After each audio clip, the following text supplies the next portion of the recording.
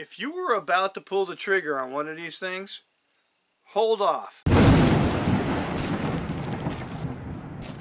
I don't know what it is about my property, but it seems like once every month or two, a deer gets killed up at the top of my driveway. Well, I mean, I don't eat roadkill, though I probably could. Last night's deer had his legs straight out, and the path that I have to take, I can't drag the deer without hitting stuff. So I needed to do something to take care of that. Now, I don't mean to gross any of you out, have any of you running off to your safe space, but I have to break their legs. And one way to do it is to use a knife and really wallop the bone, and the leg breaks, and then it's floppy and you can drag the deer. And I thought, what knife am I going to use to do that? And the tops knife that I used last night is the Brush Wolf.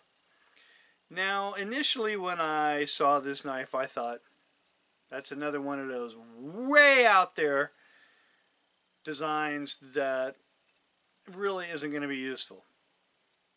Then I got the knife, and I actually took it out into the woods a couple weeks ago and did a little light chopping on some small stuff just for fun. And I liked it. But I'm not so sure about it after last night. I was about to clean the blade, and I thought I saw stuff on the edge that was very dark. And upon looking at it again, the edge was chipped.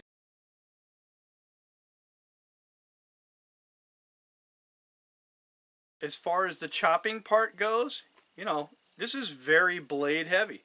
And with this long handle, you can hold back here. You can even 3-finger it. And it really did deliver quite a wallop. But I do want to tell you guys one thing about the saw teeth. Now, they're not there for you to go out pruning your trees. And this is a part of the fire making process. Now, I have to admit, these are very cool saw teeth. They're very reminiscent of what used to be on the Gerber LMF. And if you look, you're going to have a hard time seeing this. There's a tooth going this angle, that angle, that angle, that angle. A lot of thought went into the grind of these teeth. What am I going to do to rectify the situation? Well, I'll tell you what I'm going to do. I'm just going to add a convex edge to this. And we shall see if that strengthens that edge up again. This should have been able to go through that, at least break the bone so that I could bend that leg. Aside from the fact that that's a major bummer right there, this little section. I like this knife. It's whimsical. It's a neat shape. You can baton. I like the fact that they didn't go with some wacky color or white between the handle and the spine. This is nice. This is classy. It's comfortable. It's a nice green micarta. It's oiled. It's a lot of handle. Choked up. That's comfortable. Back here, it's also comfortable. So it's a lot of hand-hold positions that will make this a comfortable knife. It has a protruding butt, but the way that's canted down and not out when you go to chop, it's not hitting you in the hand. So don't worry about that. I have no plans to remove that. I like the fact that the divot is on both sides, and some of you guys who are crafty, you might even put a compass in one of them. This is a chopper. Having said that, a chopper needs to have a robust edge and should be able to take a beating. Come on, Tops.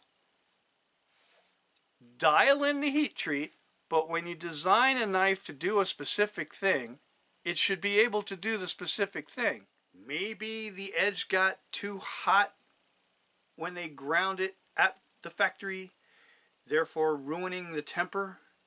I'm going to remove some material. It's going to be a convex edge, and I'm going to give this knife a second chance. The sheath is quite lovely. This is a nice piece of leather, nice heavy hardware, double stitching, doohickeys down there if you wanted to strap it to your leg.